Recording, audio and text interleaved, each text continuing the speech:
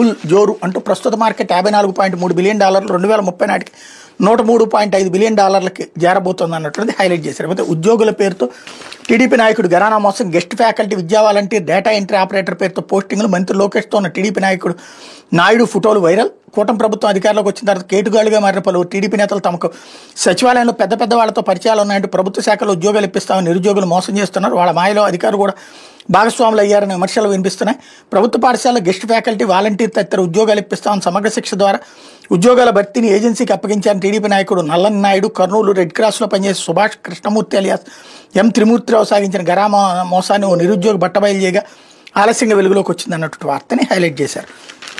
లేకపోతే ఆంధ్రజ్యోతి అంతా పేదలేనా అన్నటువంటి వార్తని హైలైట్ చేసి ప్రగతి పరుగులో బేద అరుపులేనా, 85% కుటుంబాలకు బియ్యం కార్డులు, రాష్ట్రంలో పేదరికం తగ్గిందన్న నీతి ఆయోగ్, అయినా రేషన్ కార్డులు మాత్రం తగ్గేది లేదు. రాష్ట్రంలో 10.5 లక్షలకు పైగా కార్లు, 1.22 కోట్లకు పైగా ద్విచక్ర వాహనాలు, రేషన్ కార్డుదారులు తినని బియ్యం అంతా రీసేల్, ఇతర అవసరాలకే సంక్షేమ పథకాలతో ముడిపెట్టడమే సమస్య అంటూ వీళ్ళంతా పేదల. రాష్ట్రంలో మొబైల్ యూజర్లు 8.2 కోట్లు, 2 సిమ్లు వాడుతున్న వాళ్ళు కోట్లలోనే, ద్విచక్ర వాహనాలు 1,22,56,669, కార్లు 10,56,891, జీబులు 10,615.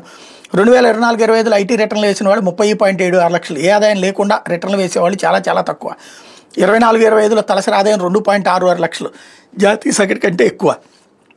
అంటే ఇది ఏ ఇయర్ది? 24-25. అంటే జగన్ ఉన్నప్పుడే కదా, జగన్ దిగిపోయే నాటికే అంత ఆర్థికంగా ఎదిగిపోయిందనే కదా ఆంధ్రప్రదేశ్. మరేంటి జగన్ టైంలో విధ్వంసం జరిగిందని రాసుకొచ్చారు, అరాచకం జరిగిందని రాసుకొచ్చారు, అన్యాయం జరిగిందని రాసుకొచ్చారు.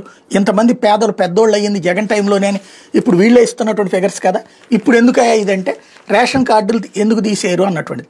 నా వీడియోలు ఫాలో అయ్యేటటువంటి వాళ్ళకి ఏళ్ల తరబడి నేను చెప్పుకొచ్చింది అదే.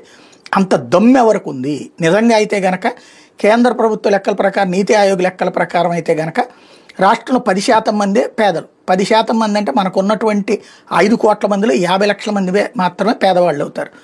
అలాంటిది ఇప్పుడు 1,45,00,000 దగ్గర ఇప్పుడు 1,50,00,000 కార్డులు ఉన్నాయి. అంటే 1,50,00,000 ఇంటూ ముగ్గురిని వేసుకుంటే 4.5 కోట్ల మంది ఆటోమేటిక్గా అక్కడ పేదవాళ్ళ కింద ఉన్నారు. అందులో 3/4 మంది పేదవాళ్ళు కాదు, మధ్యతరగతి, ఎగువ మధ్యతరగతి. ఎందుకయ్యా వాళ్ళందరూ అవసరం లేకపోయినా తీసుకుంటున్నారు అంటే, సచ్చినోడి పెళ్ళికి వచ్చిందే కట్టమండి, రేషను వస్తుంది, అది అమ్ముకుంటే $200 వస్తాయి 20 కిలోలు అమ్మితే కనుక. లేదా ముగ్గురు అయితే కనుక $150 వస్తాయి, $10 మినిమం వస్తుంది. అది కాకుండా ఆరోగ్యశ్రీ దీని కింద వర్తిస్తుంది, హౌసింగ్ దీని కింద వర్తిస్తుంది, సంక్షేమ పథకాలు దీని కింద వర్తిస్తాయి. రేషన్ కార్డుని డివైడ్ చేసి బియ్యం కార్డులు సపరేట్గా ఇచ్చి మధ్యతరగతికి సన్న బియ్యం ఇచ్చేటటువంటి కార్యక్రమం ఏదైనా పెట్టగలిగితే బాగుంటుంది. లేదా రేషన్ తినేటటువంటి బియ్యం ఇస్తే బాగుంటుంది అన్నది ఇంతకుముందే చెప్పుకొచ్చాం. ఆంధ్రజ్యోతి రాసిన ఉద్దేశం కరెక్టే, కానీ రాసిన పత్రికే డౌట్ఫుల్. కాబట్టి ఇప్పుడు రేషన్ కార్డులు తీసేస్తారా? అంత దమ్ము ధైర్యం ఎవరూ చేయలేరు. లేకపోతే